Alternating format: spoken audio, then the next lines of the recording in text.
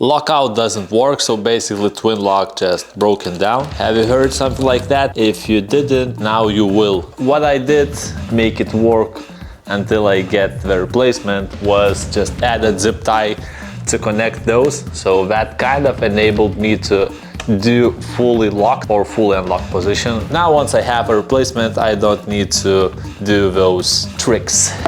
I assume this will be warranty case, but until that happens, I just bought new lever, free handles, the dropper, and we will do the replacement now. It already has pre-installed cable to the fork, so that's good, because otherwise you will have to remove this cap.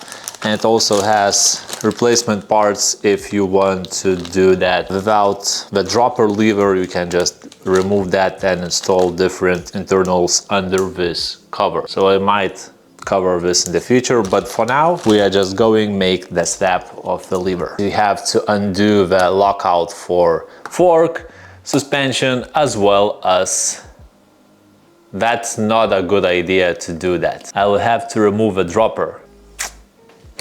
What we can do here, this is already a failure. So if you are watching this, be aware that first, in order to undo that, you need to undo the dropper first. Turn the barrel adjuster for the dropper close to the end, so that way there will be more slack. And actually, as we are here now, I can show you what is the problem. Basically, this bolt became not holding into the threads of the lever, and that's the main reason why it doesn't work. This bad boy, I can loosen out the Twinloc itself, and that will give me a bit more area to work with. Now we will have more cable and it's out. So the cable is loosened and I can insert the dropper again and tighten it. So that way I will be able to put the bike back onto the stand. To remove the end cap, because it's going to be a new cable, I could just cut it, but normally I just remove this. Releasing the tension from this, remove the housing, and this one will stay in place. What remains next is to remove the cable for dropper out from the housing, and we need to undo the rear shock.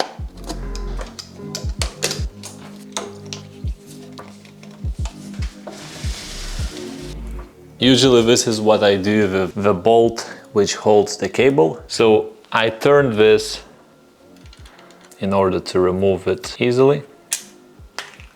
And then don't do that. Don't eliminate that bolt completely. But in case if you do, don't miss it and reinstall it back. I did because there is still an end cap here, so we will need to remove the end cap. And potentially I am going to use the same cable unless it comes out non-usable. Here's our cable for the dropper. So this one is for the rear shock. This one we won't need because new lever has already pre-installed it. This one has worn out threads, doesn't hold there in place. I'm not going to do anything with the lever just yet because it seems like everything is tight, and I will just install the cables and we will see how it goes from there. Just noticed there are some bends on the cable here, so for that reason I'm going to replace the dropper cable with a new one. And the shocks one has some bend here, so I'm already going to replace it because it's not so smooth.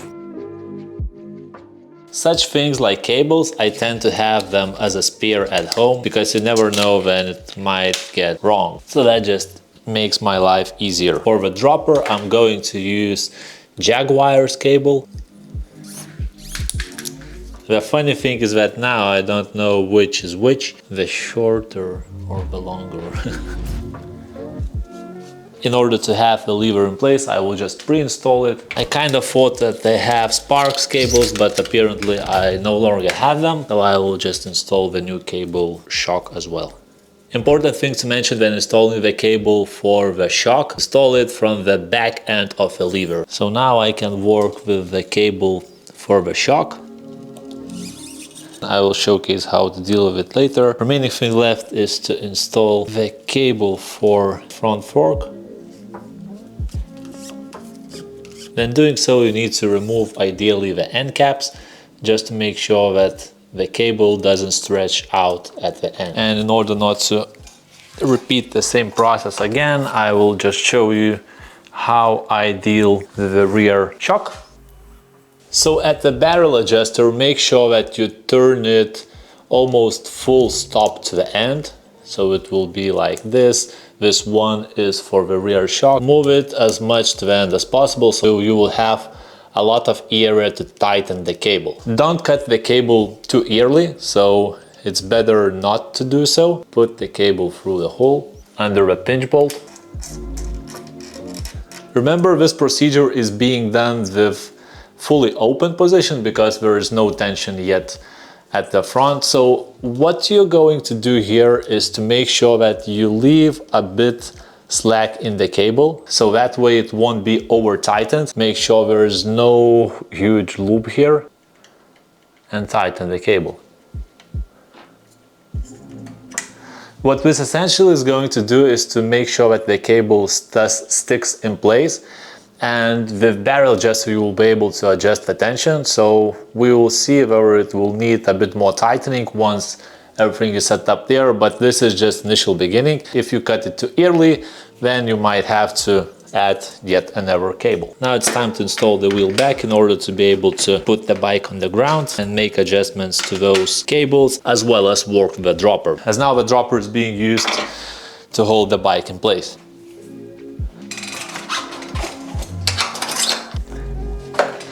Installing the cable for the fork, as easy as it is. Make sure that the barrel adjuster for the lockout is few clicks from the end without applying too much tension. Just tighten the cable. So doing this by turning this upper bolt. Cable now is in place. And before making those final adjustments to the lockout, one important thing is that in order to hold the lever in place, I would strongly suggest to use thread lock on the bolt. I'm using the second bolt as it's the most comfortable for me.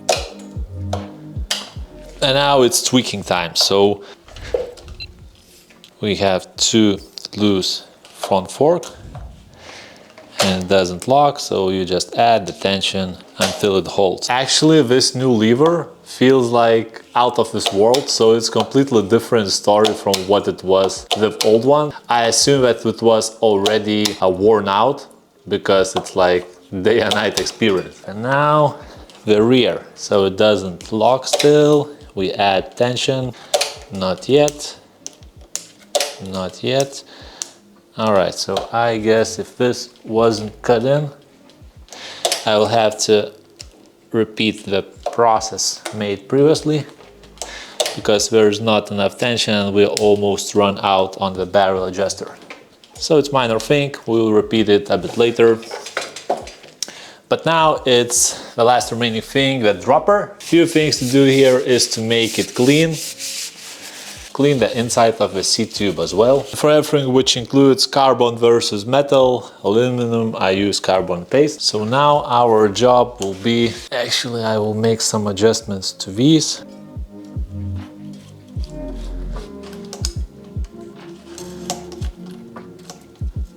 When doing this type of work, if you are installed any zip ties, I would strongly recommend to undo them, because they kind of obscure the cables from coming out. That doesn't help for sure. So now what remains is installation for a dropper. You undo the cable bolt, not fully, just loosen it out a bit. With the cable, it's a bit tricky thing to do, but not something impossible. You have to put it through the bottom and then use something to push that cable through. Make sure that that bolt is not too loose, because otherwise it will be hard to pull the cable. And I can't tell you enough how useful this one is. It just simplifies the process a lot.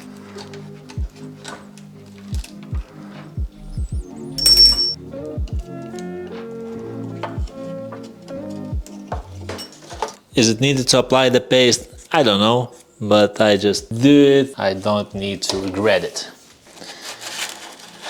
To letter N. All right, so the dropper is done, the front is done. Remaining thing is to cut the cables and improve the rear a bit. So when making those tiny adjustments for the shock, what I do is to loosen out the barrel adjuster once again in order not to have too much tension. Because there was not enough tension, what I'm going to do is to release the bolt which holds cable in place and pull it ever so slightly.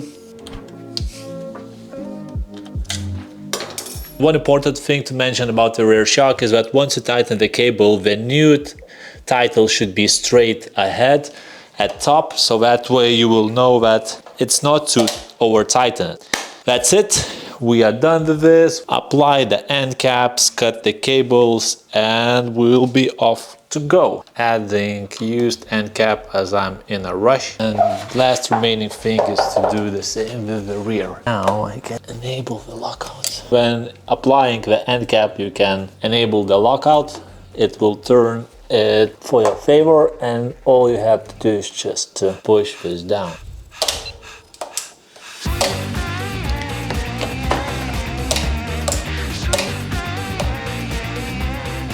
That is how new Twinloc looks like.